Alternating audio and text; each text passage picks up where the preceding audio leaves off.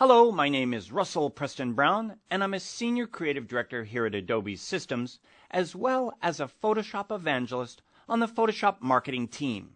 In this presentation, I'm going to demonstrate some new technologies that the Photoshop team is currently working on. And in this project, I'm going to demonstrate something called Puppet Warp. Now, this is a great technology that lets you distort and warp images with extreme accuracy. Let's get started.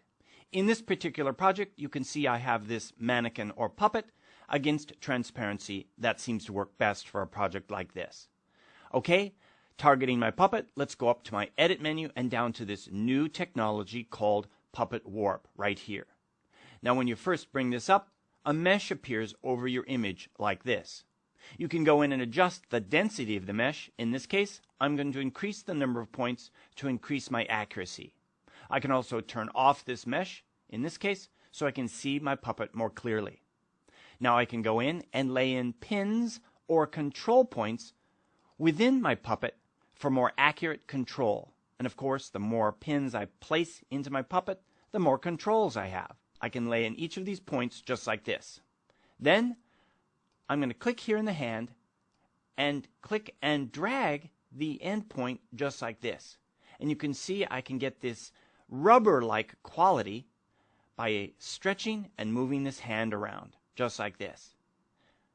But wait, if I delete this point just like that and go back in and control the shoulder more accurately, in this case with the Option or Alt key, I can then click and rotate around that point just like this to have a more rigid wood-like quality to this. Let's go ahead and add some more pins or control points like this and continue to readjust and manipulate my puppet just like this. I can go in and add additional points, twisting and turning my puppet, and in fact overlapping sections just like this. Let's go down here finally, click on this leg, and then rotate this leg once again behind the other leg. Now what if I wanted to change the order of each of these elements of this puppet? There's a great feature here that allows you to adjust the pin depth.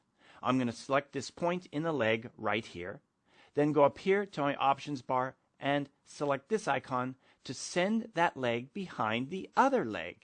And of course, I can always bring it forward. So we have total control on the positioning of each one of these pins. Now finally, to close this first section off, over here under Mode, I'm going to adjust this from Normal to Distort. Now check this out. By distorting this, it seems to add muscles to my wooden model. And if I go back in, target a particular point, and then rotate it, I can actually see the muscles expand and contract. Really, really interesting. Okay, I hit my Enter key, and it resolves all of those adjustments to this first portion of my demo. Let's now move on to the second portion of my presentation that I'm calling the rope trick. In this project, I'm going to clearly demonstrate the accuracy of setting the pin depth. And of course, in this project, you can see that I have my rope against transparency, just like this. I'm going to target my rope and go back up to my Edit menu and down to Puppet Warp. Then I'm going to lay in some control points, once again, around my rope, just like this. Then I can start to move the rope, and it moves as if it were a real rope. I have accurate control, just like this, bringing in these control points. Let's finally go to a point, just like this, where I can intertwine the rope and start to create a complex overlapping project, just like this. That looks great. What I can do now is to assign the depth of each one of these points. Going back in and clicking on a point, of course, I can use the controls here, in this case, to drop this point back.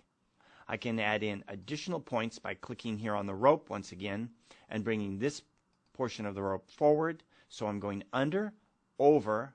I want to go under again, dropping this point back down. And then finally, to this point, let's send this final point back under, just like that. So we have this really interesting weaving of the design of this rope to create this effect. Okay, Moving on to something a little bit more serious that applies to graphic designers and photographers working with photography. And you've always wanted the ability to control things with accuracy. You've had a lot of ways to manipulate things and warp them in Photoshop, but this is fantastic. Here I have multiple images that I've merged together in this panorama. And this problem always comes up. When you merge them, there's a little bit of distortion that you'd like to remove. If I bring in this guide and drag it down into my image like this, and in fact bring in a second guide down here to the base, you can see over here to the right that I have a bit of distortion happening. What I can do now with the Puppet Warp feature, this new technology, is go in and control this accurately with Puppet Warp. First, I'm going to go in and lay in control points here on this section of these arches and columns so that those are pinned down. Then I can go into the upper section here and lay in additional controls that I can adjust. Just like this, I can go across and lay those in. Here's a great feature, by the way. I can select multiple pins at the same time with my Shift key, just like this, then use my arrow keys to accurately adjust these. As you can see here, I'm bringing them all down into position at the same time. Then I can go into each individual point, again using my arrow keys on my keyboard to adjust it. And then finally, let's go to this point on the end. If you find that you need to rotate or move them to the left or the right, of course, you can do that as well with any of your controls of your Option or Alt key and any of the arrow keys. But finally, you get this all aligned the way you like it. You hit your Enter key, and then it resolves and adjusts that. So you can see here is the before and then the after with these adjustments. So there you have it. You've seen a great collection of ways to use this new technology from the Adobe Labs for adjusting images like this, or my rope trick, or even my mannequin adjustments you saw earlier. There you have it. Thanks for listening.